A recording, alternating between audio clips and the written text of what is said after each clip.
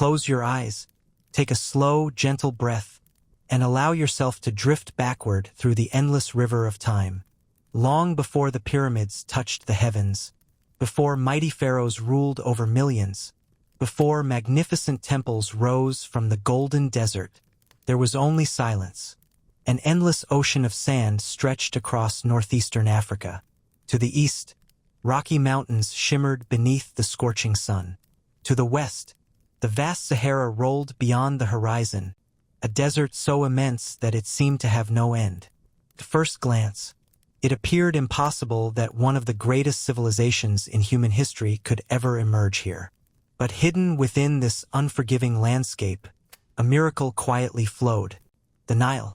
Unlike nearly every other great river of the ancient world, the Nile moved with astonishing consistency.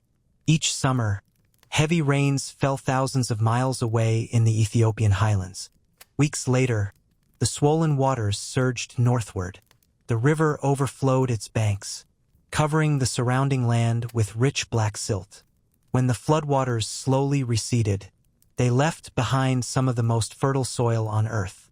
What had been dry earth became fields of extraordinary abundance. Barley, wheat, flax, vegetables, fruit trees.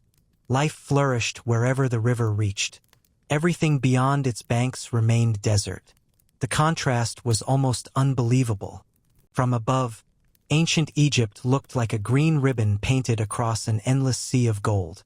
Without the Nile, Egypt would never have existed. Thousands of years later, the Greek historian Herodotus would describe the land with a phrase that has echoed through history ever since. Egypt is the gift of the Nile. It was more than poetry.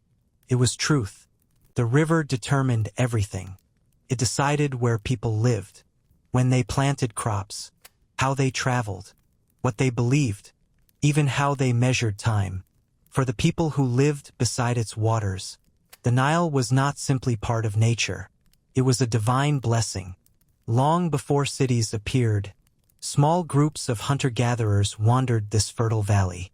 They fished in the calm waters, hunted birds among the reeds, gathered wild plants, and followed the rhythm of the seasons. Over time, these families discovered something remarkable. They no longer needed to keep moving. The river always returned. The fertile soil always renewed itself. They could remain in one place. They could build homes, raise children, plant crops, and create permanent communities. Slowly, villages appeared along the riverbanks. Mud brick houses stood beneath the bright African sun. Children played beside irrigation channels. Farmers guided wooden plows pulled by cattle. Potters shaped clay gathered from the river. Fishermen cast woven nets into quiet waters. Life followed the same peaceful rhythm, year after year, generation after generation. As populations grew, trade naturally followed. Simple boats carved from wood drifted along the Nile. They carried grain, stone, copper, animal skins, ivory, and beautifully crafted pottery. Merchants exchanged ideas as often as goods. Communities that had once been isolated gradually became connected. Knowledge spread. Skills improved. New traditions emerged. The river became Egypt's first highway. Long before roads crossed the land, the Nile united its people. Nature also shaped their imagination. Every sunrise felt like a miracle. Every flood seemed like a gift from unseen powers. The stars moved across the night sky with perfect order. The moon guided fishermen. Birds returned with the changing seasons. Nothing appeared random. Everything seemed connected. The ancient Egyptians believed powerful spirits lived within every part of the natural world. The falcon soaring high above the valley, the crocodile resting silently beside the river, the graceful ibis searching the marshes. Each animal inspired awe. Each became linked with divine power. These early beliefs would eventually grow into one of the richest mythologies humanity has ever known. Religion was not separate from daily life. It was woven into every harvest, every journey, every birth, and every death. Death itself carried extraordinary meaning. Many ancient cultures feared it as a final ending. The Egyptians imagined something different. They believed death was simply another beginning, a doorway into a second life. Because of this belief, families buried loved ones with food, tools, jewelry, weapons, and treasured possessions. They hoped these gifts would accompany the dead into the next world. The dry desert sand preserved many of these early burials naturally. Bodies remained remarkably intact. To ancient observers, this seemed impossible. Surely, they believed, the body had to survive if the spirit wished to live forever. Centuries later, this simple observation would inspire one of history's most remarkable traditions, the art of mummification. As centuries passed, villages transformed into towns. Towns became powerful regional kingdoms. Leaders grew stronger. Trade expanded farther south into Nubia and north toward the Mediterranean. Gold arrived from distant lands. Rare stones traveled across deserts. New technologies spread from neighboring cultures. The Nile Valley became increasingly prosperous. Yet Egypt was not one united kingdom. It was divided. In the south lay Upper Egypt, a narrow ribbon of fertile land stretching through towering cliffs. In the north spread Lower Egypt, a vast green delta where the Nile divided into countless branches before reaching the Mediterranean Sea. Each kingdom developed its own rulers, its own traditions, its own sacred symbols, its own crown. Sometimes they traded peacefully, sometimes they fought bitter wars. Both dreamed of ruling the entire Nile. Neither yet possessed the strength. But history was moving toward a remarkable turning point. A single leader would soon rise above every rival. He would unite Upper and Lower Egypt beneath one crown. He would become the first great pharaoh.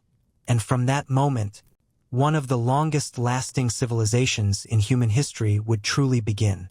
The age of ancient Egypt was about to awaken.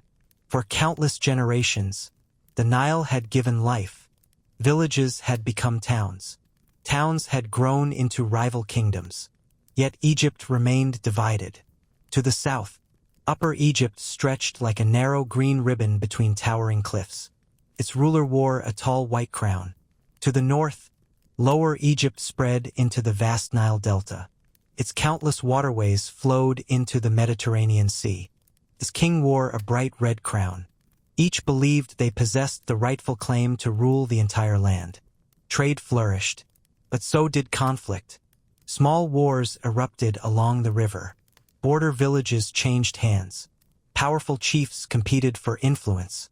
For centuries, neither kingdom could dominate the other. Then, around 3100 BC, everything changed. A ruler from Upper Egypt began a campaign unlike any before. His name has reached us through the distant echoes of history. Narmer. Some ancient records call him Menes. Whether these names belong to one man or two rulers whose stories later merged together, historians still debate. But the outcome is beyond dispute. For the very first time, Upper and Lower Egypt became one kingdom, one crown, one ruler, one nation. The event was so significant that later generations regarded it as the true beginning of ancient Egyptian civilization. One remarkable object still tells the story today. The Narmer palette, carved from dark green stone, it stands as one of the oldest historical records ever discovered. On one side, Narmer wears the white crown of Upper Egypt. He raises a ceremonial mace above a defeated enemy. On the other, he wears the red crown of Lower Egypt. Together, the two scenes symbolize something far greater than military victory. They represent unity, the birth of a civilization. With Egypt united, Narmer established a royal capital near the point where Upper and Lower Egypt met. A city the ancient Greeks later called Memphis. Its location was perfect. From there, the king could control trade flowing along the Nile, watch over both regions, and govern a kingdom unlike anything the world had yet seen. The ruler was no longer simply a king. He became something more, a pharaoh. Although the word pharaoh would not become common until centuries later, The idea already existed. The ruler was believed to possess divine authority. He was not merely chosen by the gods. He ruled on their behalf. His responsibility reached far beyond politics. He protected justice, maintained harmony, directed great building projects, led armies, oversaw religious ceremonies, and ensured the Nile continued blessing the land. To question the king was to question the natural order itself. Central government slowly emerged. Officials were appointed to collect taxes, survey farmland after each annual flood, organize labor, maintain irrigation canals, record harvests, store grain for years of poor flooding. Writing also began to flourish. The earliest Egyptian script, known today as hieroglyphics, appeared during this remarkable period. Unlike ordinary writing, hieroglyphs combined beautiful images with sounds and ideas. Birds, snakes, eyes, hands, owls, water. Every symbol carried meaning. Temple walls, royal monuments, official decrees, religious ceremonies. Everything important was carefully recorded.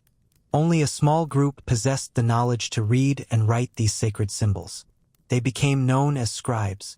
In a civilization where most people could not read, scribes held enormous power. They calculated taxes, recorded laws, documented history, managed trade, and preserved knowledge for future generations.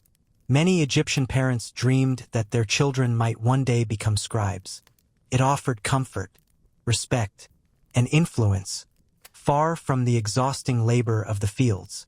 Religion also became increasingly organized. The gods no longer belonged only to local villages. They became protectors of the United Kingdom. Horus, the mighty falcon god, represented kingship itself. His sharp eyes watched over Egypt from the sky.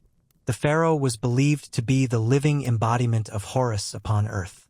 After death, he would join Osiris, lord of the afterlife.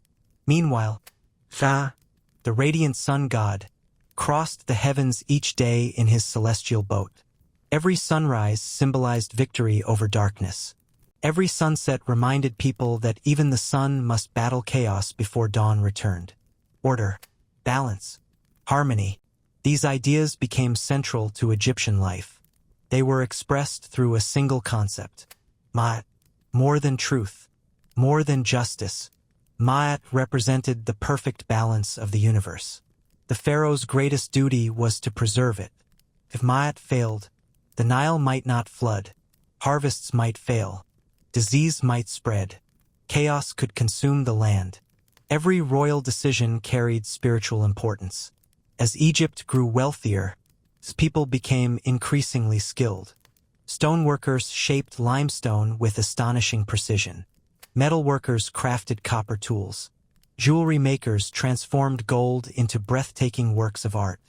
Artists developed styles so recognizable that Egyptian art would remain remarkably consistent for more than 3,000 years. Human figures followed strict proportions. Kings appeared larger than ordinary people. Gods blended human and animal forms. Every detail carried symbolic meaning. Nothing was left to chance. The young kingdom prospered. Trade expanded into Nubia. Expeditions crossed the Sinai Peninsula searching for copper and turquoise. Boats sailed north toward the Mediterranean. Exotic woods, rare stones, ivory, incense, and precious metals flowed into Egypt. The kingdom's wealth continued growing. Generation after generation, each pharaoh sought to leave behind a greater legacy than the last. First, their tombs were simple mud brick structures called mastabas, flat-roofed, rectangular, built above carefully prepared burial chambers. Yet every new ruler dreamed of something larger, something that would survive forever. One visionary pharaoh, working alongside an extraordinary architect, would soon transform these humble tombs into the first monumental stone buildings in human history. Their creation would change architecture forever and begin the incredible journey toward the Great Pyramids of Giza. As Egypt entered a new era of unity, Its rulers no longer wished to be remembered for a single lifetime. They wanted eternity. For every pharaoh, death was not the end. It was the beginning of another journey. The Egyptians believed that after death, the soul continued into a magnificent afterlife. But that journey depended upon one crucial condition. The body had to survive. If the body decayed, the spirit could lose its way forever. Because of this belief, every pharaoh prepared for death from the very moment he ascended the throne. His tomb became the greatest project of his reign. The first royal tombs were simple structures known as mastabas. Built from sun-dried mud bricks, they stood low above the desert floor. Hidden beneath them, deep burial chambers protected the king's treasures. Food, jewelry, weapons, furniture, golden ornaments. Everything the ruler might need in the next world was carefully placed inside. Yet each new king desired something greater than his predecessor, something that would proclaim his power for all eternity. Then, around 2670 BC, a remarkable partnership changed history forever. The pharaoh was Djoser, but the true genius behind his greatest achievement was a man named Imhotep. Unlike most officials of his time, Imhotep was far more than an architect. He was a royal advisor, a high priest, a physician, an engineer, a scholar, one of the greatest minds of the ancient world. Centuries after his death, the Egyptians honored him almost as a god. His greatest idea was astonishingly simple. Instead of building a single mastaba, why not place one atop another, each slightly smaller than the one below? Layer by layer, the structure reached toward the heavens. For the first time in history, human beings constructed a monumental building entirely from carved stone. The step pyramid of Saqqara was born. Standing more than 60 meters above the desert, it dominated the landscape. Nothing like it had ever existed. To the people who first saw it, the monument must have appeared almost supernatural. Its gleaming white limestone reflected the brilliant Egyptian sun. Visible from miles away, it proclaimed the limitless power of the pharaoh. But the pyramid itself was only one part of an enormous complex. Surrounding it stood temples, ceremonial courtyards, sacred shrines, massive walls, and hidden underground passages stretching for kilometers. Deep beneath the pyramid, workers carved a maze of tunnels into solid rock. Within these chambers, the pharaoh would rest surrounded by unimaginable wealth. Everything was designed to ensure his successful journey into eternity. Constructing such a monument demanded extraordinary organization. Thousands of skilled workers gathered from across Egypt. Stonecutters shaped enormous limestone blocks. Engineers planned precise foundations. Laborers transported heavy stones using wooden sledges. Water poured onto the sand reduced friction, allowing massive blocks to slide more easily across the desert. Contrary to popular myths, these workers were not slaves chained beneath cruel overseers. Archaeological discoveries tell a different story. Many lived in organized communities near the construction sites. They received food, medical care, and wages in the form of grain, beer, and clothing.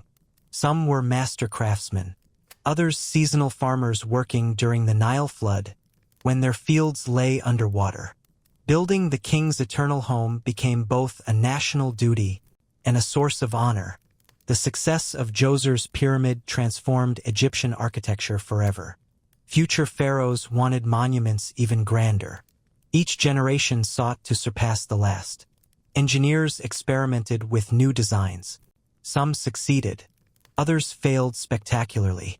One ambitious ruler, King Snefru, would become history's greatest architectural experimenter.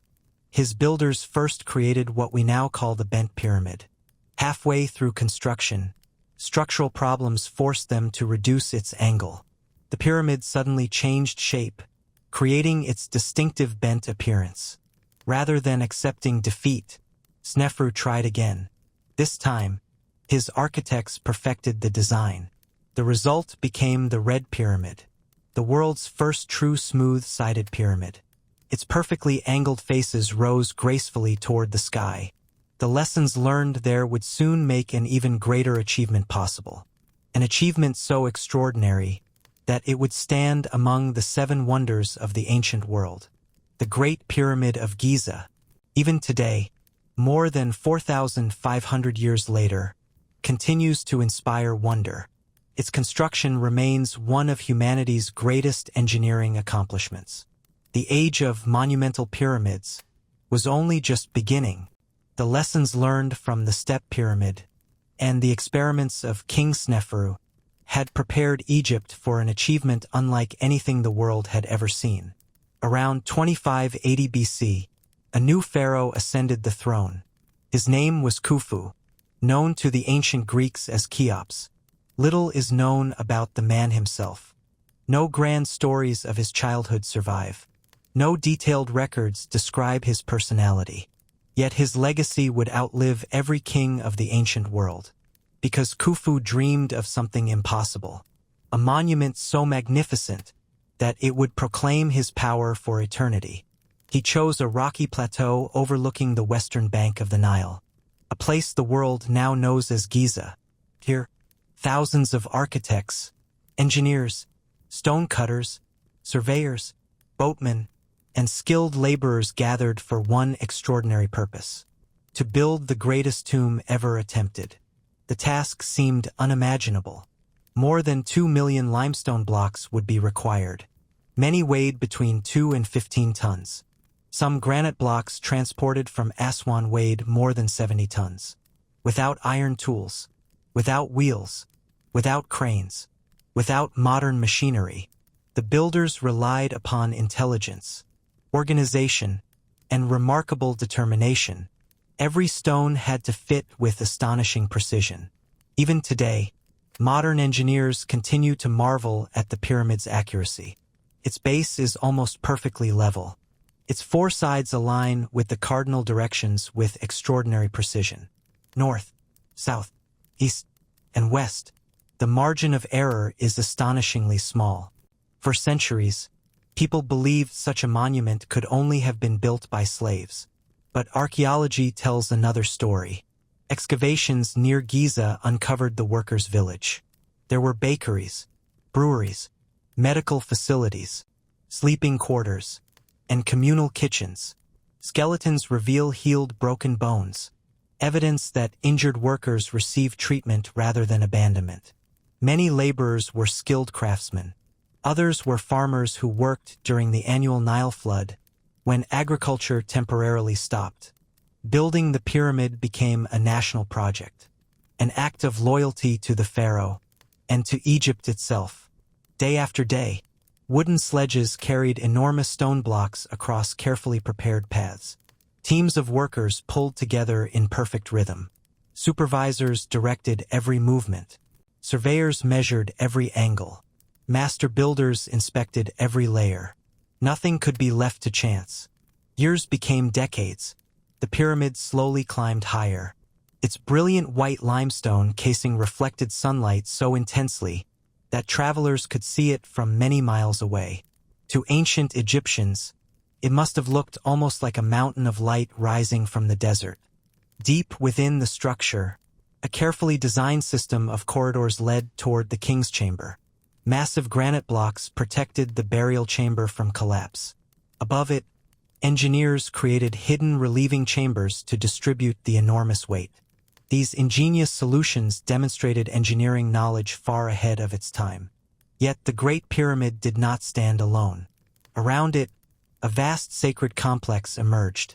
Mortuary temples, causeways, smaller pyramids for royal family members, boat pits containing enormous wooden vessels. Everything prepared for the pharaoh's eternal journey. One of those boats, carefully buried beside the pyramid, was discovered thousands of years later. Painstakingly reconstructed, it stretched more than 40 meters in length. Many historians believe it symbolized the sacred vessel that would carry Khufu alongside the sun god Ra across the heavens. Guarding the plateau stood another mystery, a colossal figure carved directly from the bedrock. The Great Sphinx, with the body of a lion and the face believed by many to represent Pharaoh Khufu. The Sphinx watched silently over the royal necropolis. For more than 4,000 years, wind, sand, empires, and civilizations have passed before its gaze. Yet it remains, patient, silent, enduring. Khufu continued the tradition by constructing his own magnificent pyramid. Slightly smaller than his father's, it appears taller because it stands upon higher ground. Nearby, the Valley Temple displayed enormous polished granite blocks, some weighing more than 200 tons. Then came Menkaure. His pyramid was smaller still, yet beautifully constructed using fine limestone and red granite. Together, the three great pyramids formed one of the most breathtaking landscapes ever created by human hands. The Old Kingdom had reached its greatest height. Egypt's wealth flowed from fertile harvests. Trade reached distant lands. Gold arrived from Nubia. Cedar wood came from Lebanon. Turquoise from Sinai. Ivory, ebony, incense, and exotic animals entered Egypt through expanding trade networks. The pharaoh ruled as both king and divine guardian. His authority seemed absolute. His monuments appeared eternal. To those living at the time, it must have seemed impossible that such a civilization could ever decline. But history has a way of reminding every empire that no golden age lasts forever. The annual floods became less predictable. Provincial governors grew increasingly powerful. Royal authority slowly weakened. What had once been one united kingdom began to fracture. The age of pyramid builders was drawing to a close, and ancient Egypt was about to face its first great crisis. The Great Pyramid stood complete. Its brilliant limestone casing reflected the Egyptian sun. The mighty Sphinx watched silently across the desert, and for a moment, it seemed the age of the pharaohs would last forever. But even the strongest kingdoms cannot escape the passage of time.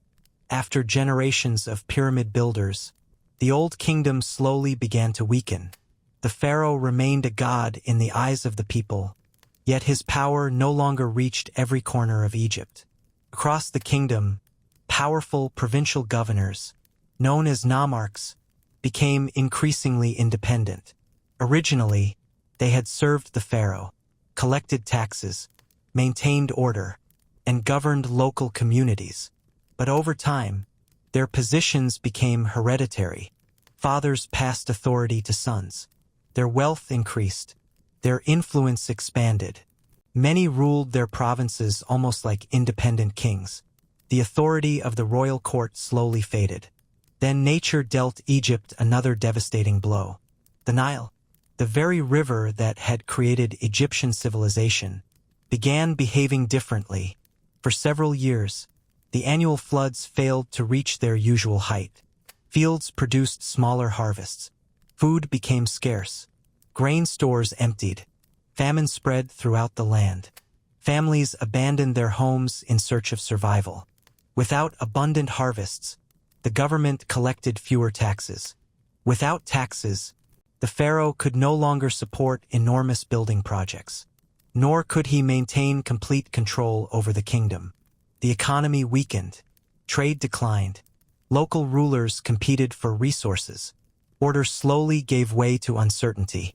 Around 2180 BC, the Old Kingdom collapsed.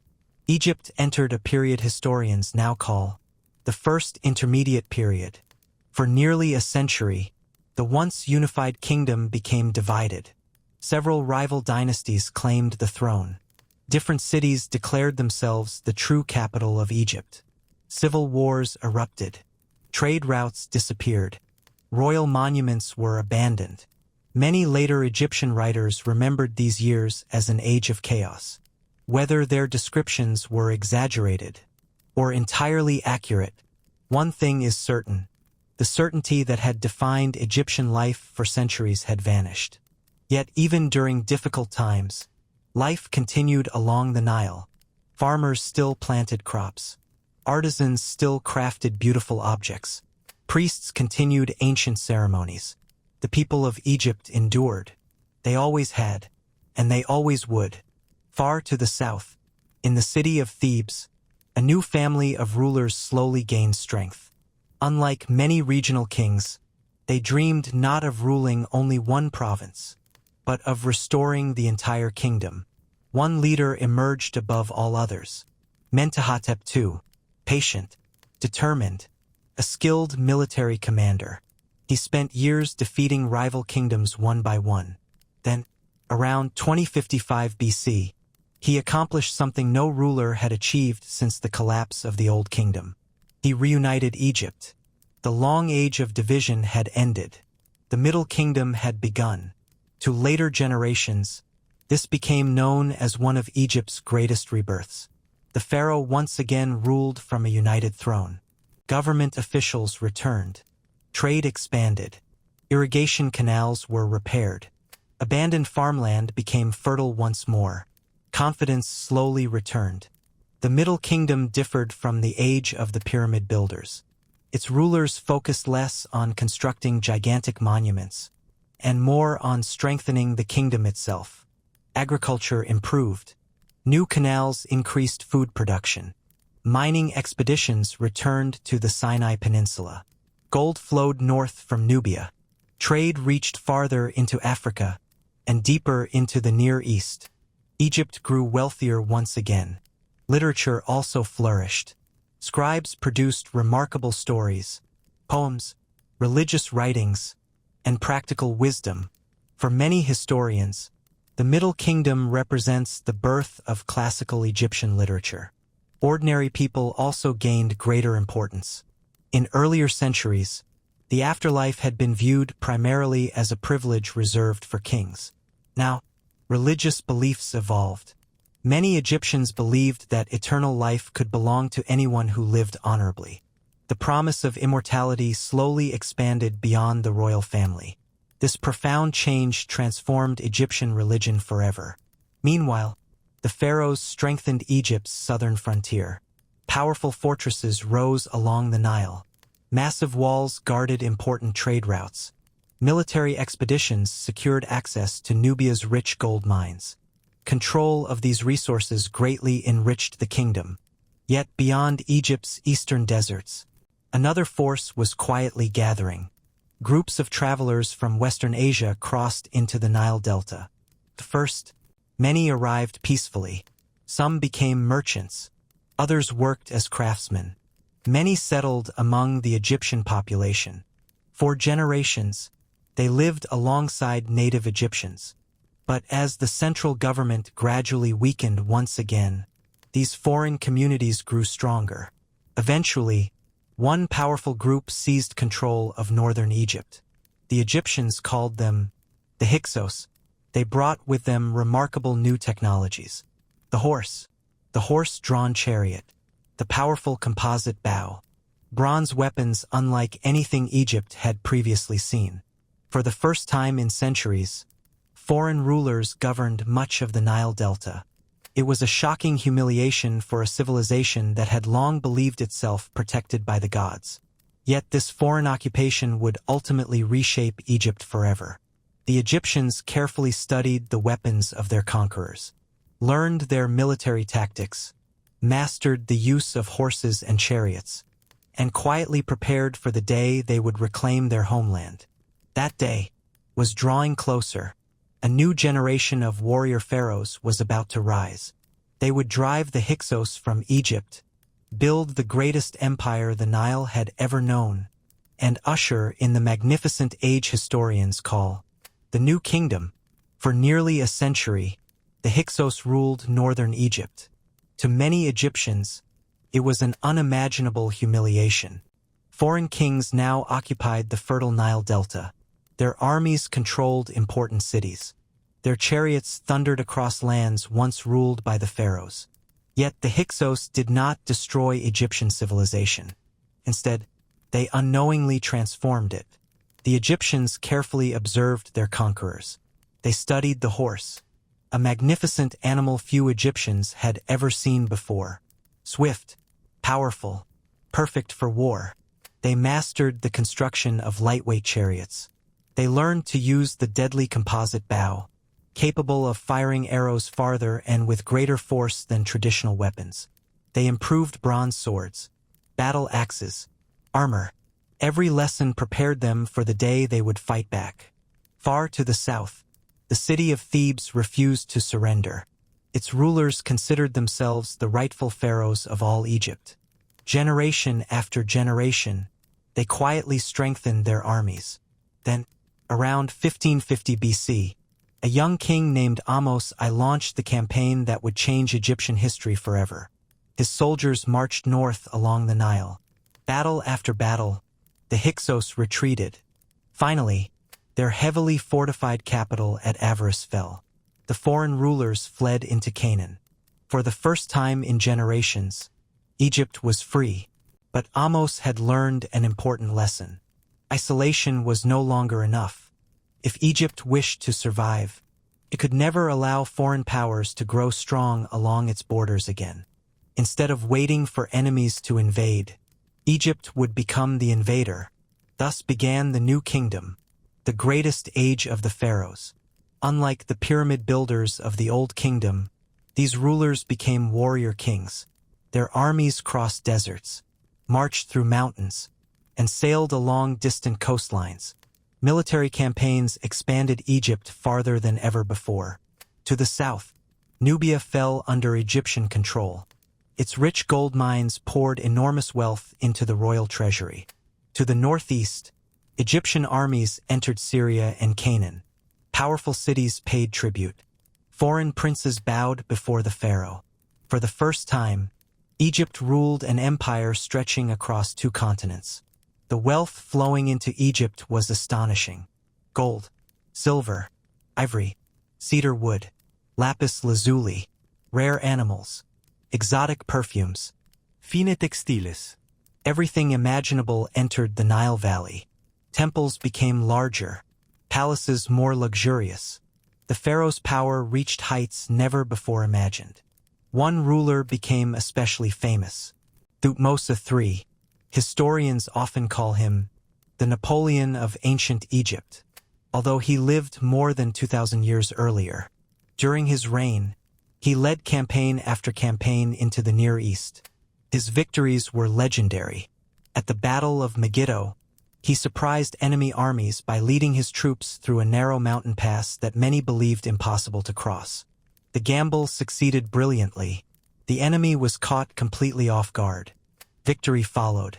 Megiddo became one of the earliest battles in history described in remarkable detail.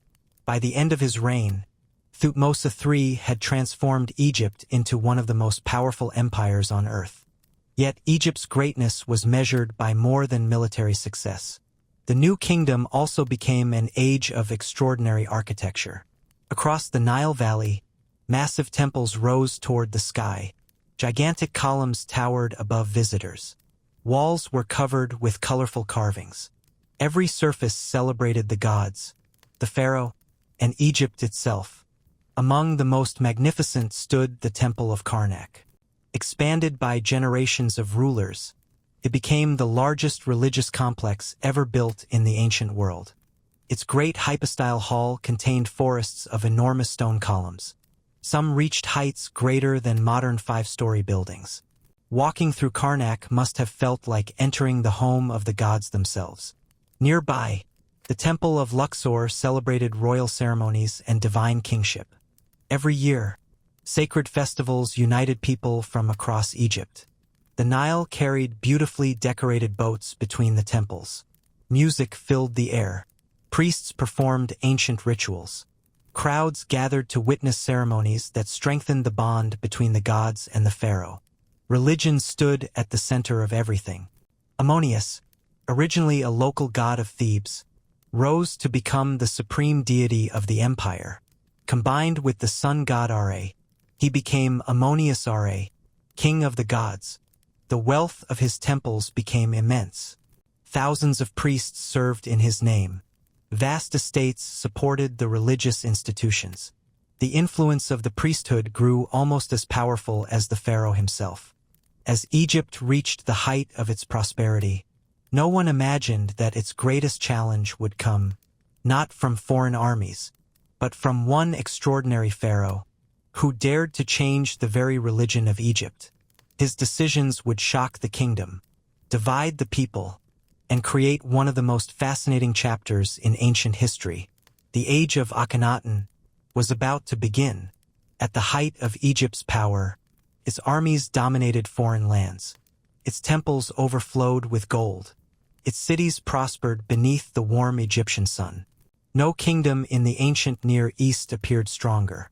Yet hidden behind the towering walls of Karnak, another power had quietly emerged. The priests. For generations, the priesthood of Ammonius had grown wealthier with every victorious pharaoh. Kings donated land, gold, livestock, grain, and magnificent temples. Over time, the temples became vast economic centers. Thousands of workers served within them. Entire villages belonged to the gods. The high priest of Ammonius commanded enormous influence. Some believed that only the pharaoh stood above him. Others quietly wondered if that was still true. Then, around 1353 BC, a young prince became pharaoh. His name was Imhotep IV. At first, nothing seemed unusual. He performed the traditional ceremonies, honored the ancient gods, and ruled as every pharaoh before him had done. But something about the young king was different. He became increasingly devoted to one god alone, the Aten, represented not by the image of an animal or a human figure, but by the radiant disk of the sun. To Amenhotep, the sunlight itself represented divine life.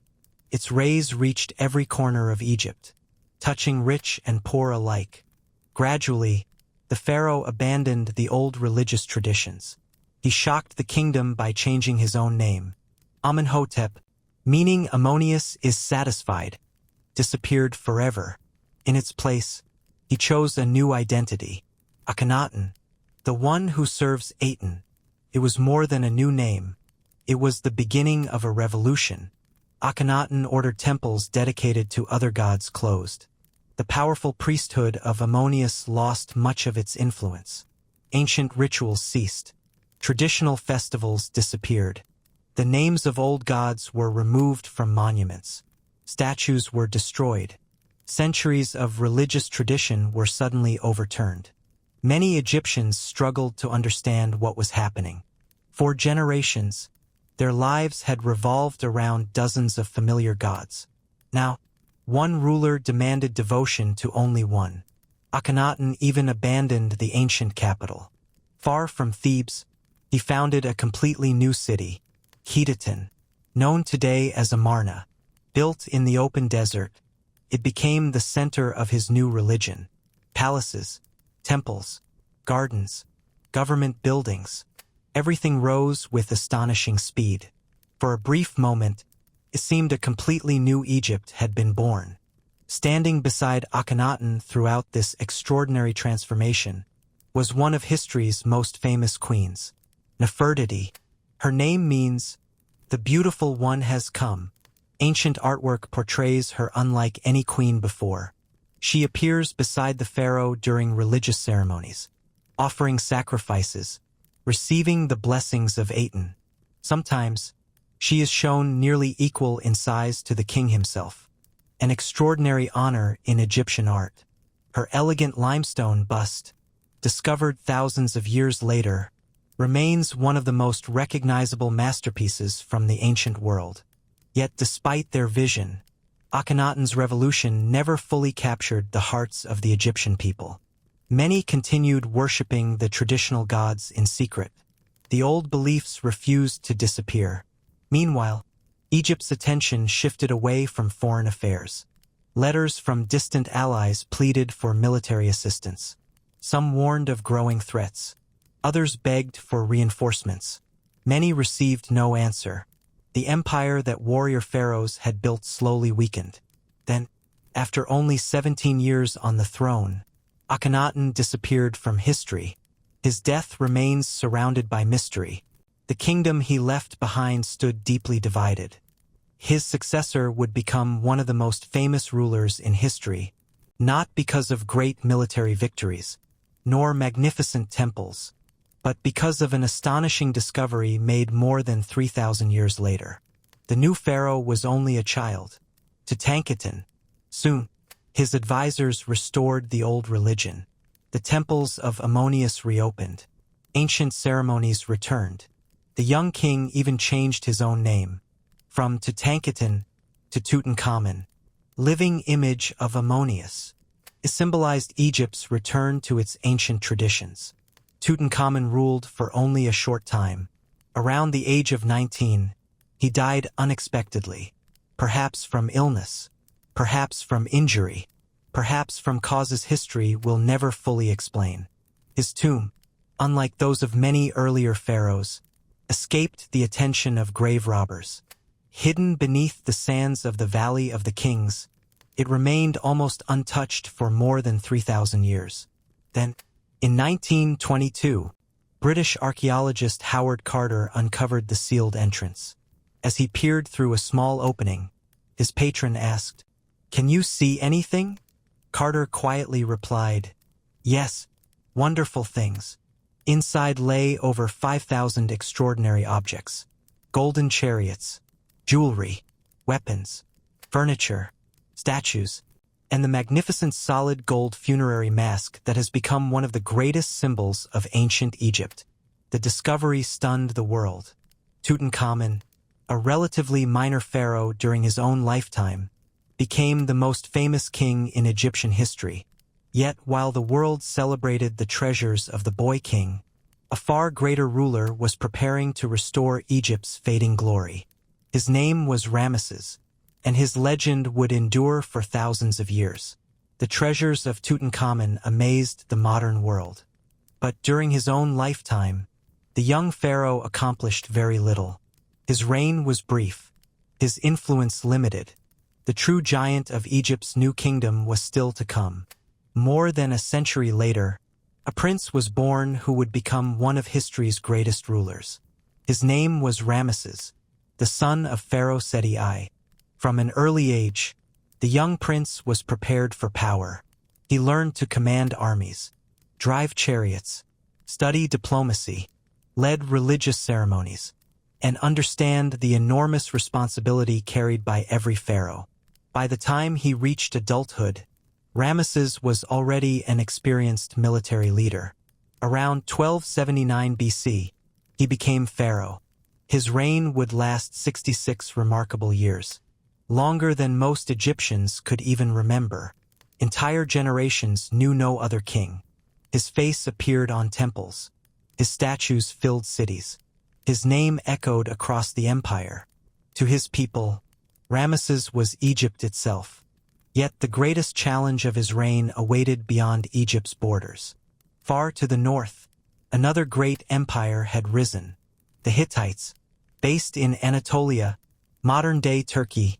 The Hittite kingdom controlled vast territories across the Near East. Like Egypt, they desired control of Syria. The two superpowers moved steadily toward conflict. Their armies finally met near the fortified city of Kadesh, one of the largest chariot battles in ancient history. Thousands of soldiers marched beneath blazing skies. Hundreds of war chariots thundered across the battlefield. Dust filled the air. Trumpets sounded. Arrows darkened the horizon. At first, Ramesses believed victory was certain, but the pharaoh had been deceived. False intelligence led his army into a carefully prepared trap. Hidden Hittite forces suddenly emerged. Their chariots crashed into the Egyptian camp. Confusion spread. Many Egyptian soldiers fled. For a moment, the empire stood on the edge of disaster. According to royal inscriptions, Ramesses refused to surrender. He climbed into his chariot, gathered the remaining loyal warriors, and launched a desperate counterattack. Whether every detail is entirely accurate or partly royal propaganda, historians continue to debate. But one fact remains clear. Neither Egypt nor the Hittites achieved complete victory. The battle ended in stalemate. Years later, both empires accepted an extraordinary solution: peace. They signed what is widely considered the world's earliest surviving international peace treaty. two ancient superpowers chose diplomacy over endless war. The agreement even included promises of mutual defense and royal marriage between the two kingdoms. It marked one of history's earliest examples of international cooperation. Back in Egypt, Ramesses celebrated his reign through construction rather than conquest. No pharaoh built more monuments. Across the Nile Valley, temples rose on an unprecedented scale. Colossal statues towered above visitors. Massive obelisks pierced the sky. Walls recorded victories, religious ceremonies, and the achievements of the king. His greatest masterpiece stood far to the south. Near the border with Nubia, Abu Simbel, carved directly into solid sandstone cliffs. The temple astonished everyone who approached. For colossal seated statues of Ramesses guarded the entrance, each standing more than 20 meters tall. Inside, magnificent halls stretched deep into the mountain. Beautiful carvings covered every wall. On 2 mornings each year, sunlight traveled through the temple, illuminating the sacred sanctuary at its heart. An architectural achievement so precise continues to inspire wonder today. Nearby, Ramesses built another temple dedicated to his beloved queen, Nefertiti. Unlike many royal wives, she received extraordinary honor. Her temple stood almost equal in magnificence to the king's own. Its elegant statues reflected the deep respect Ramesses held for her. The pharaoh also transformed Egypt's capital. Grand palaces, administrative buildings, military headquarters, and enormous storehouses supported the empire's growing wealth. Trade flourished across Africa, the Mediterranean, and the Near East. Gold flowed from Nubia. Incense arrived from the mysterious land of Punt. Luxury goods reached Egypt from distant civilizations. The empire seemed stronger than ever. Yet beneath the surface, time was quietly changing the world. Ramesses ruled for so many decades that he outlived many of his own children. As the aging king finally approached the end of his life, new threats gathered beyond Egypt's borders. Powerful kingdoms collapsed across the eastern Mediterranean. Trade networks disappeared. Entire civilizations vanished. Then, out of the chaos, mysterious invaders appeared. The Egyptians called them the Sea Peoples. No one knows exactly where they came from.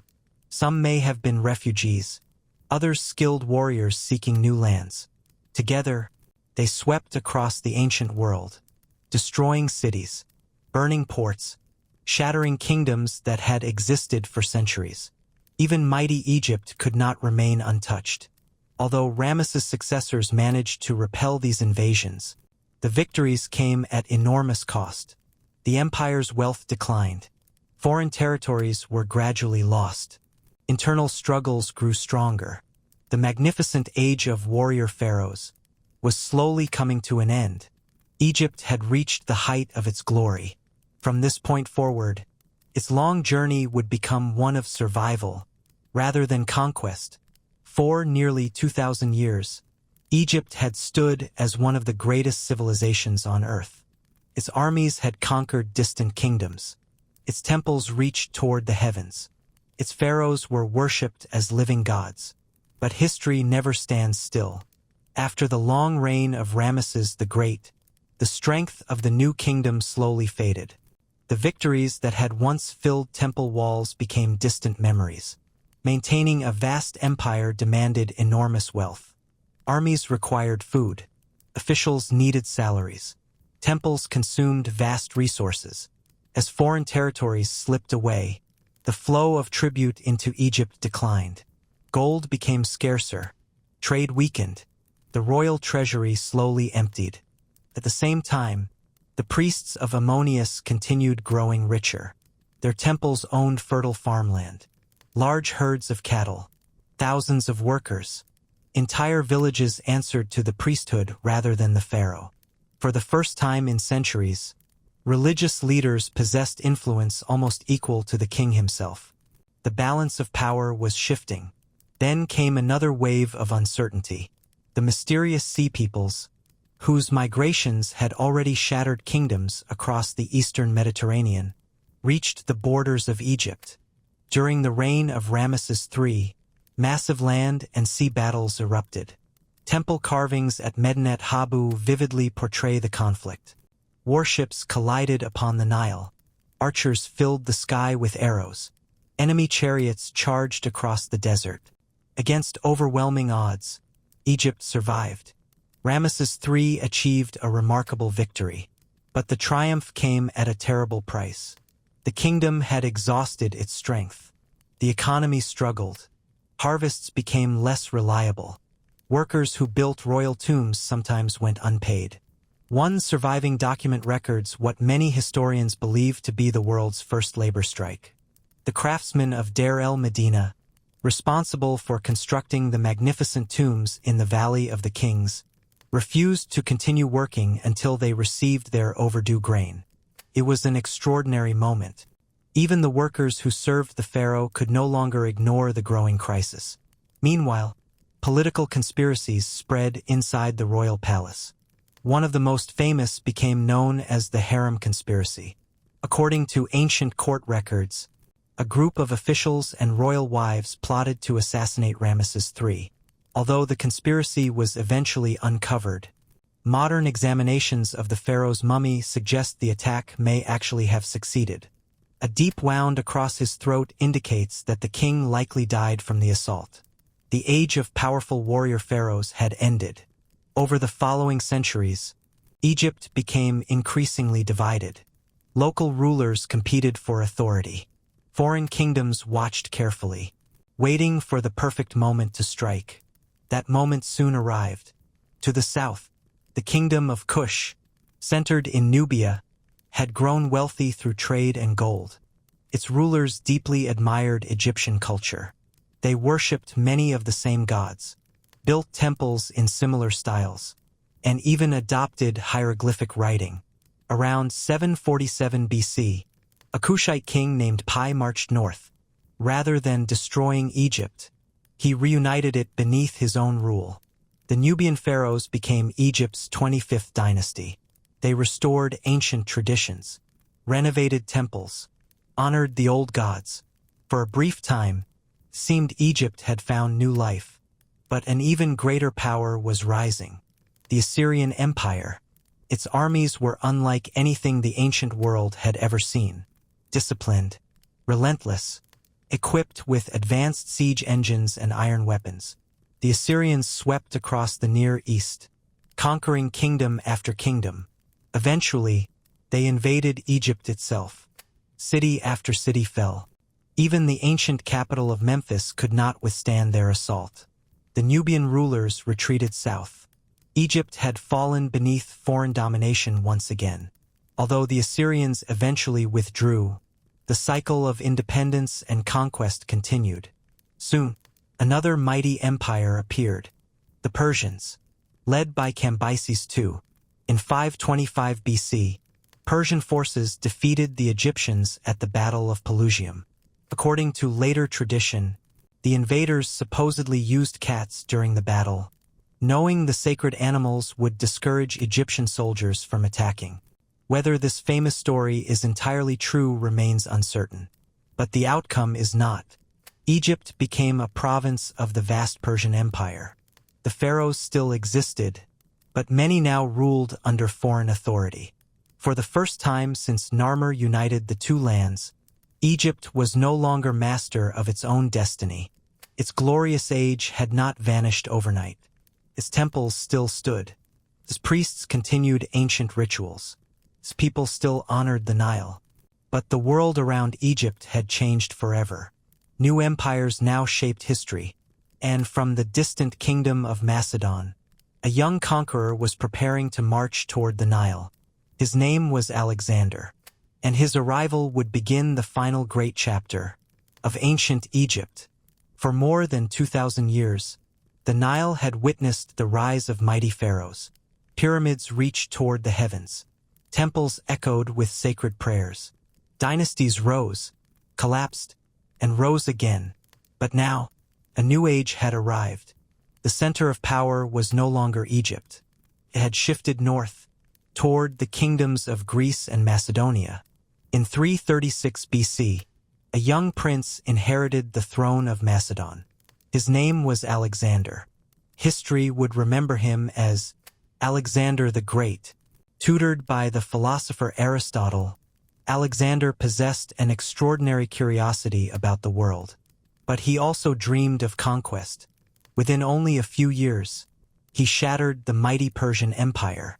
His armies crossed mountains, deserts, and rivers. Victory followed victory. Nothing seemed capable of stopping him. Then, in 332 BC, Alexander marched toward Egypt. The Persians, who had ruled the country, offered little resistance. Many Egyptians welcomed Alexander as a liberator rather than an invader. For them, he had ended Persian domination. Priests declared him the rightful pharaoh. Ancient traditions continued. Temples honored him.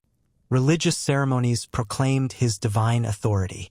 Unlike many conquerors, Alexander respected Egyptian beliefs. During his journey westward, he visited the famous oracle of Ammonius at Siwa Oasis. Deep within the desert, the priests greeted him as the son of the god Ammonius. Whether Alexander truly believed the prophecy or wisely understood its political value, history cannot say, but the title strengthened his rule enormously. Alexander also founded a new city along Egypt's Mediterranean coast. Alexandria, what began as a carefully planned port, would soon become one of the greatest cities in the ancient world. Wide streets, magnificent palaces, bustling harbors, and people arriving from every corner of the Mediterranean. Greek culture blended with Egyptian tradition, creating something entirely new. But Alexander's extraordinary journey ended almost as suddenly as it began. In 323 BC, only 32 years old, he died unexpectedly in Babylon. His vast empire fragmented almost immediately. His generals fought bitter wars over its future. Egypt fell under the control of one of Alexander's most trusted commanders, Ptolemy. He founded the Ptolemaic dynasty, a line of Greek rulers who would govern Egypt for nearly 3 centuries. Although the Ptolemies spoke Greek, they carefully embraced Egyptian traditions.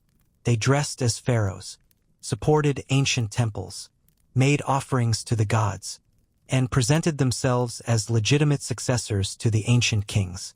Alexandria flourished beyond imagination. Its harbor welcomed merchants from Africa, Europe, Arabia, and Asia. Knowledge became one of its greatest treasures. At the heart of the city stood the legendary Library of Alexandria. Ancient scholars gathered manuscripts from across the known world. Works of philosophy, astronomy, medicine, mathematics, history, poetry. Every ship entering the harbor was searched for books.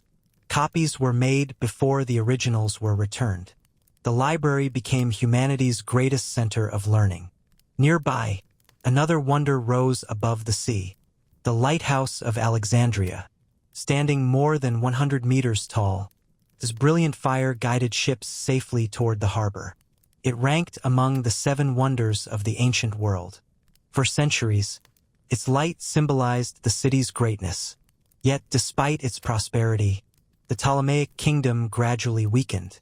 Royal families became divided by internal rivalries. Brothers fought sisters. Queens challenged kings. Civil wars erupted inside the palace. Then, a young queen emerged. Brilliant, ambitious, highly educated. Unlike many of her ancestors, she learned the Egyptian language. Her name was Cleopatra VII. She would become the final pharaoh of ancient Egypt. Cleopatra understood that Egypt's future no longer depended solely upon the Nile. A new superpower had risen, Rome. Its armies dominated the Mediterranean. Its influence expanded every year. To protect her kingdom, Cleopatra sought powerful allies. One of them arrived in Alexandria in 48 BC, Julius Caesar, the famous Roman general. According to ancient tradition, Cleopatra secretly entered the royal palace, hidden inside a rolled carpet or linen sack, allowing herself to be presented directly before Caesar. Whether the story happened exactly that way, or later became legend, its symbolism remains unforgettable. The meeting changed history. Caesar supported Cleopatra's claim to the throne. Their political alliance soon became personal. A son was born, Caesarion. For a brief moment, it seemed Egypt might preserve its independence. But fate intervened. In 44 BC, Julius Caesar was assassinated in Rome. Once again, Cleopatra searched for a protector. This time, she allied herself with Mark Antony, one of Rome's most powerful commanders. Together, they dreamed of reshaping the Eastern Mediterranean. Their growing influence alarmed another Roman leader, Octavian, the future Emperor Augustus. The conflict became inevitable. In 31 BC, their fleets met at the Battle of Actium, one of history's decisive naval battles. Octavian emerged victorious. Antony and Cleopatra retreated to Alexandria. As Roman forces closed in, hope disappeared. Believing all was lost, Mark Antony took his own life. Soon afterward, Cleopatra followed. Ancient tradition tells us she allowed an asp, a venomous Egyptian cobra, to bite her. Whether that story is entirely true remains uncertain. But her death is not. With Cleopatra's passing, more than 3,000 years of pharaohs came to an end. Egypt became a province of the Roman Empire. The age of ancient Egypt had ended, yet its story was far from over, because although its kings were gone, its monuments remained, waiting silently beneath the desert sun, for future generations to rediscover their forgotten world.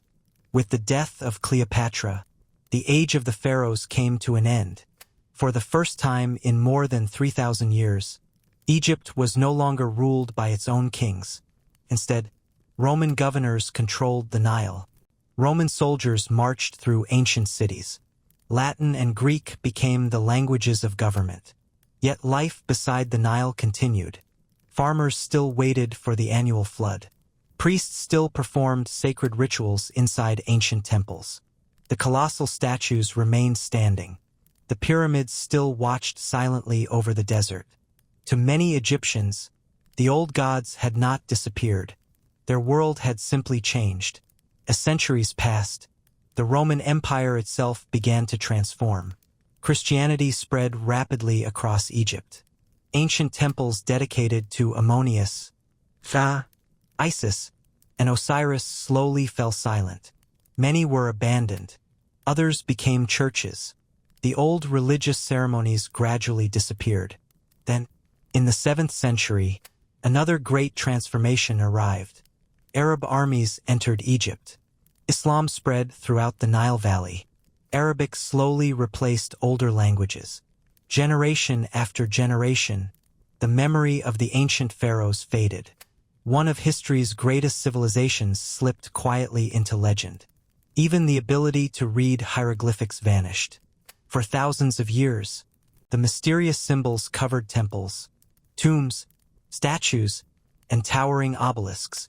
Birds, eyes, cobras, falcons, hands, reach. Every wall seemed to speak, yet no one could understand what they were saying.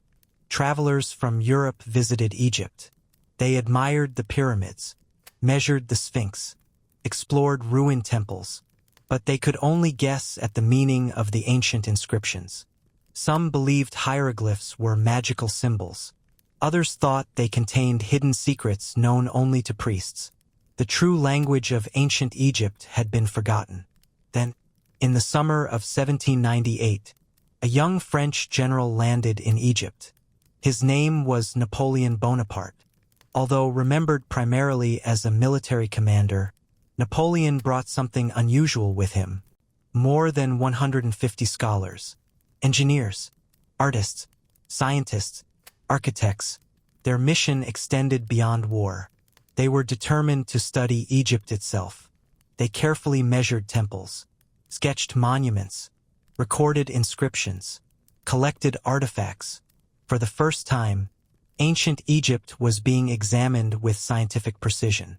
The following year, While repairing an old fortress near the town of Rosetta, French soldiers made an extraordinary discovery: a broken slab of dark stone. At first glance, it seemed ordinary, but carved across its surface appeared 3 different scripts. At the top, ancient hieroglyphics. Below them, Demotic, the everyday writing of later Egypt. And at the bottom, ancient Greek. This remarkable artifact became known as the Rosetta Stone. When the British later defeated Napoleon's forces, the stone was transported to London. There, scholars across Europe began trying to unlock its mystery. Years passed. Many failed. Then, a brilliant French linguist named Jean-François Champollion made the breakthrough. Unlike earlier researchers, he realized that hieroglyphs were not merely symbols representing ideas. Many also represented sounds. Using the Greek text as a guide, Champollion slowly decoded the ancient language. After nearly 1,500 years of silence, the voices of ancient Egypt could finally be heard again. Temple walls spoke. Royal decrees became readable. Ancient prayers revealed their meaning. The pharaohs, who had once seemed almost mythical, stepped back into history as real people. Archaeologists soon flooded into Egypt. Each excavation uncovered new wonders. Magnificent temples emerged from drifting sands. Royal tombs revealed breathtaking artwork. Colossal statues stood where forgotten cities had once flourished. Karnak, Luxor, Abydos, Khufu, and Philae. Entire chapters of history returned to life. Then, in 1922, one discovery captured the imagination of the entire world. British archaeologist Howard Carter had spent years searching the Valley of the Kings. Many believed every royal tomb had already been found, but Carter refused to give up. Finally, his workers uncovered a hidden staircase beneath the desert floor. A sealed doorway appeared. Its ancient royal seals remained untouched. As Carter carefully looked through a small opening, his patron, Lord Carnarvon, asked a simple question. "Can you see anything?" Carter answered quietly, "Yes, wonderful things."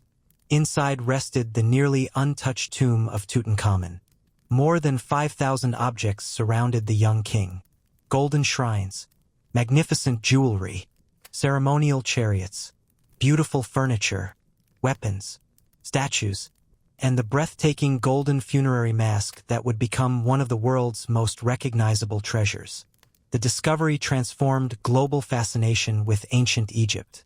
Museums filled with visitors. Books became bestsellers. Movies celebrated mysterious pharaohs. Legends of hidden tombs, lost treasures, and ancient curses captured imaginations everywhere. Although many myths exaggerated reality, the truth remained astonishing enough. Ancient Egypt had returned, not as a living kingdom, but as one of humanity's greatest archaeological discoveries. Its monuments still stood, its art still inspired, its history still amazed. And beneath the endless sands, many secrets still waited patiently for the next generation of explorers to uncover them. Empires had risen, empires had fallen, pharaohs had come and gone. The temples grew silent, the royal palaces became ruins, the ancient language disappeared for centuries. Yet somehow, ancient Egypt never truly vanished. Its influence survived, not through armies, not through conquest, but through ideas. Even today, thousands of years after the last pharaoh, the legacy of Egypt surrounds us. Perhaps nowhere is that legacy more visible than in its architecture. The Great Pyramid of Giza still stands. Built more than 4,500 years ago, it remains the oldest surviving wonder of the ancient world. Empires that once ruled continents have disappeared, their cities reduced to dust. Yet the Great Pyramid still rises above the desert, silent, unshaken, a reminder of what human determination can achieve. Modern engineers continue to study its construction. Historians still debate how such astonishing precision was possible. The pyramid remains one of humanity's greatest engineering achievements. But Egypt gave the world far more than monuments. Its architects mastered geometry, surveying, stone engineering, and monumental construction, knowledge that influenced later civilizations throughout the Mediterranean. Religion was another extraordinary gift. The Egyptians developed one of history's richest mythologies. Pharaohs, Cyrus, Isis, Horus, Anubis, Thoth, and dozens of other gods reflected every aspect of life: birth, death, justice, nature, the stars, the river. Their stories inspired countless generations. Even today, films, books, video games, and museums continue bringing Egyptian mythology to life. Perhaps no belief shaped Egypt more deeply than the afterlife. The Egyptians imagined death, not as an ending, but as a journey. The soul would stand before Osiris. His heart weighed against the feather of Ma'at. If the heart remained pure, eternal life awaited. If not, it would disappear forever. This powerful vision influenced religious thought for thousands of years. Ancient physicians carefully recorded illnesses, observed symptoms, set broken bones, performed surprisingly advanced surgical procedures, and developed hundreds of herbal remedies. Many medical texts discovered by archaeologists reveal a civilization that valued careful observation long before modern science existed. Mathematics flourished as well. Each year, the Nile's floods erased property boundaries. Surveyors had to measure the land again. This practical necessity encouraged advances in geometry. Architects used mathematical precision while constructing temples, obelisks, and pyramids. Without accurate calculations, none of these monuments could have existed. Writing became another lasting contribution. Hieroglyphics remain among the most beautiful writing systems ever created. Every symbol combined artistic beauty with practical meaning. Birds, animals, plants, human figures, natural forms transformed into language itself. The work of Egyptian scribes preserved history across more than 3,000 years. Their records allow us to hear voices that would otherwise have been lost forever. Art also became timeless. Unlike many ancient cultures, Egyptian artists followed carefully preserved traditions for centuries. Every color carried meaning. Every gesture held symbolism. Every statue reflected both realism and eternity. Their masterpieces continue filling the world's greatest museums. Goldsmiths crafted jewelry of astonishing elegance. Stoneworkers carved statues that still appear almost alive. Painters covered tomb walls with scenes so vibrant that their colors remain visible after thousands of years. Egypt also shaped the ancient world's economy. Merchant ships sailed along the Nile carrying grain, papyrus, gold, glass, perfume, linen, and precious stones. The Nile became one of history's greatest trade highways. Goods moved effortlessly between Africa, the Mediterranean, and the Near East. The influence of Egyptian civilization spread far beyond its borders. The Greeks admired Egyptian wisdom. Many Greek philosophers traveled to Egypt seeking knowledge. The Romans copied Egyptian architecture. Obelisks from the Nile Valley were transported across the empire. Some still stand today in Rome, Paris, London, New York, and other great cities. Pieces of ancient Egypt became part of the modern world. Its symbols remain instantly recognizable. The Eye of Horus, the Ankh, the Scarab, the Sphinx, the Pyramid. Each continues appearing in art, literature, fashion, architecture, and popular culture. Few civilizations have left such a lasting visual identity. Yet perhaps Egypt's greatest achievement cannot be measured in stone, or gold, or monuments. It lies in something far more enduring: its ability to inspire wonder. Generation after generation, people have crossed oceans, explored deserts, studied forgotten languages, and devoted entire careers to understanding this extraordinary civilization. Even now, archaeologists continue making remarkable discoveries: hidden tombs, ancient papyrus scrolls, lost temples buried beneath the sand. Every new discovery reminds us that Egypt still holds countless secrets. The civilization of the pharaohs may have disappeared, but its story never truly ended. It lives inside every museum, every history book, every archaeological expedition, every child who first gazes upon the pyramids with amazement. Ancient Egypt taught humanity that even after thousands of years, great civilizations can continue speaking to the future. All we have to do is listen. For thousands of years, the people of ancient Egypt believed they did not live alone. Every sunrise, every flood, every desert storm, every birth, and every death were guided by invisible powers. To the Egyptians, the gods were not distant beings watching from the heavens. They walked beside humanity. They shaped the river, controlled the harvest, protected the kingdom, and judged every soul after death. At the center of this extraordinary world stood Ra, the great sun god. Every morning, he sailed across the heavens in his golden solar boat. His light awakened the earth, brought warmth to the fields, and gave life to every living creature. But each evening, as darkness covered the Nile, Ra began another journey. He descended into the underworld. There, he battled Apophis, a gigantic serpent who represented chaos itself. Night after night, the struggle repeated, and every sunrise proved that order had once again defeated darkness. No story better reflected the Egyptian understanding of life. Everything existed in cycles: light and darkness, life and death, flood and drought, creation and destruction. Another beloved god was Osiris. Long ago, according to legend, Osiris ruled Egypt as a wise and peaceful king. He taught humanity how to farm, how to build cities, how to live together in harmony. But his jealous brother, Seth, desired the throne.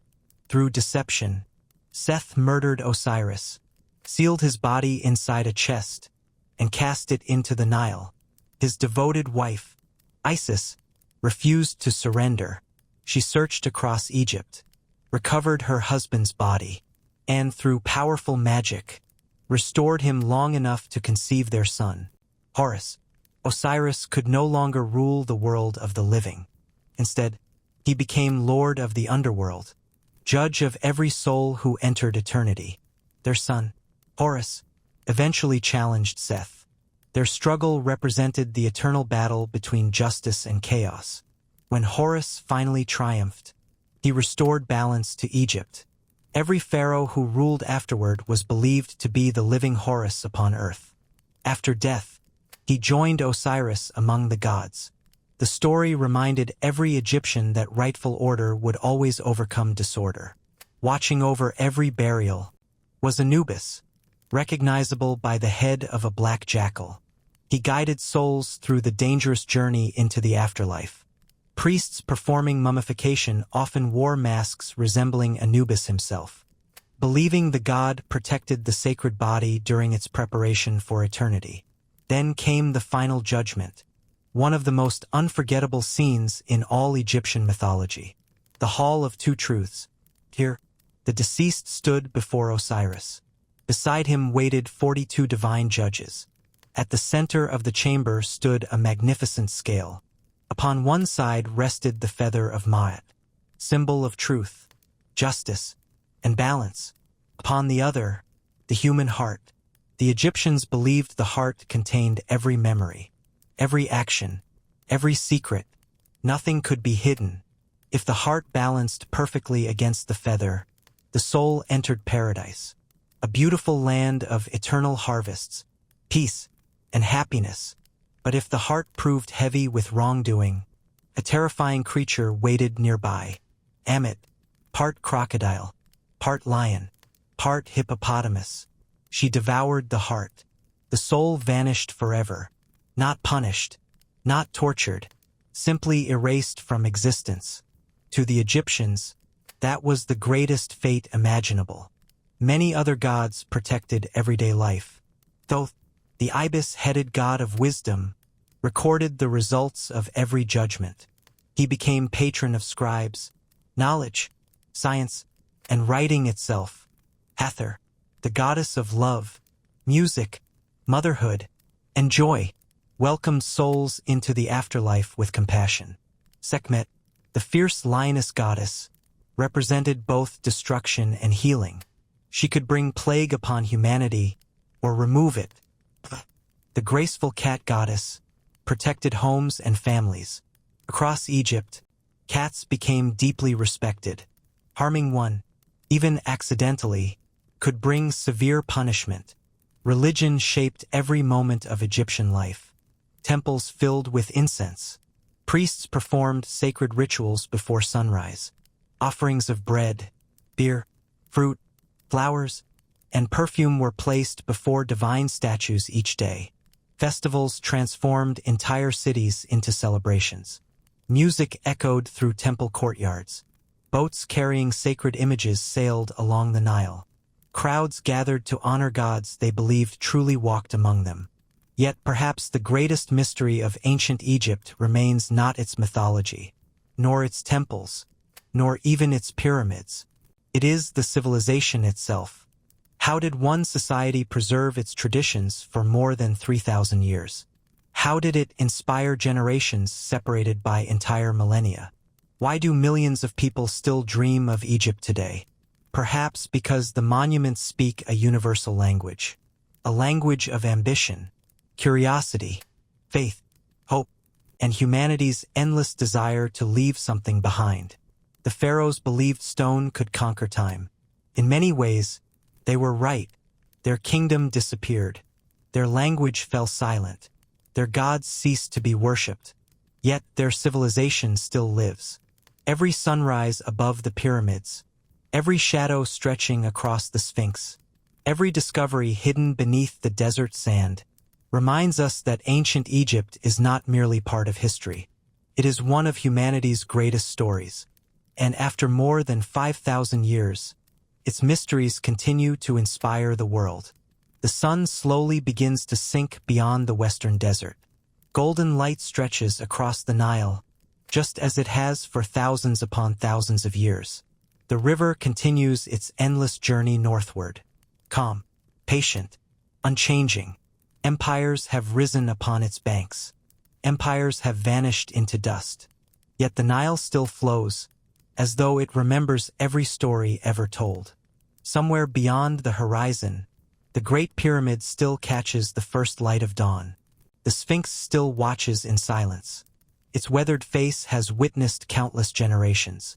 Kings, queens, warriors, pilgrims, explorers, archaeologists, dreamers, each arrived seeking answers. Each departed with even greater questions.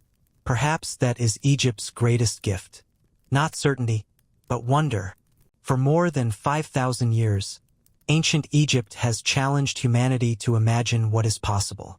A civilization born beside a single river, learned to master stone, measured the heavens, recorded history, built monuments that outlived entire empires, and created stories that still echo through the modern world. The pharaohs believed their names would live forever.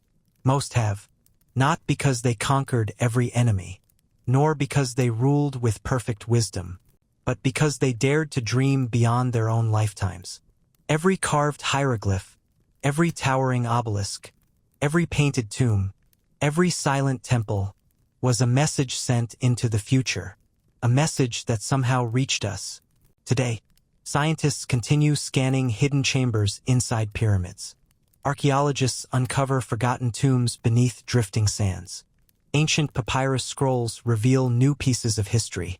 Each discovery reminds us that Egypt is not a finished story. There are still mysteries waiting beneath the desert, still voices waiting to be heard, still secrets hidden beneath layers of time. Perhaps somewhere, a sealed chamber has remained untouched since the age of the pharaohs. Perhaps another royal tomb still lies undiscovered beneath the Valley of the Kings. Perhaps tomorrow, history itself will change once again. That possibility is part of Egypt's magic. Even after centuries of exploration, it still refuses to surrender every secret. And maybe that is exactly how it should be, because every civilization eventually fades. Cities crumble, kingdoms disappear, languages fall silent, even the mightiest rulers become memories. Yet ideas endure, curiosity endures, human imagination endures. Ancient Egypt reminds us that greatness is never measured only by power. It is measured by what survives long after power is gone. The pyramids still stand. The temples still inspire. The stories still awaken our curiosity. And the Nile still carries life through the heart of Egypt, exactly as it did when the first villages appeared along its banks thousands of years ago. So as the stars begin to appear above the quiet desert, imagine standing beside that ancient river. A cool evening breeze moves gently across the water. Palm trees sway softly in the distance. The sounds of the modern world slowly disappear. Only the flowing Nile remains. The same river that reflected the faces of Narmer, Djoser, Khufu, Hatshepsut, Thutmose III, Akhenaten, Nefertiti, Tutankhamun, Ramesses the Great, Cleopatra, and millions of ordinary people whose names history never recorded, yet whose lives built one of humanity's greatest civilizations. Their footsteps have long since faded. Their voices have become whispers carried by the wind. But their story lives on, not only in museums, not only in history books, but in every person who looks upon the pyramids with amazement, every traveler who follows the Nile, every child who dreams of hidden tombs, and every curious mind searching for the mysteries of the ancient world. Thank you for taking this journey through the entire story of ancient Egypt. From the first farmers beside the Nile, to the last pharaoh, from towering pyramids, to forgotten temples buried beneath the sand. This history continues to remind us that time may change the world, but it can never erase humanity's greatest achievements. Now, let the timeless rhythm of the Nile carry you gently into peaceful sleep. And perhaps, in your dreams, you will walk once more beneath the stars of ancient Egypt.